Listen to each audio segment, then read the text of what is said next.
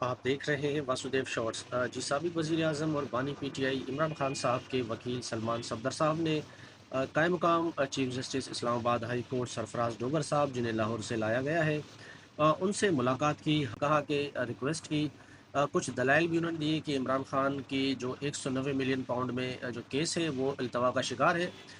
इसको आप फ़ौरी लगाएँ, क्योंकि ज़मानत की दरख्वास्त देनी है और इमरान खान एक इसी केस की वजह से अंदर है। तो इस पर रजिस्ट्रार ऑफिस को कायम मक़ाम चीफ जस्टिस साहब ने हिदायत जारी की कि हमें रिपोर्ट बना कर दें कि केस ये कब लग सकता है।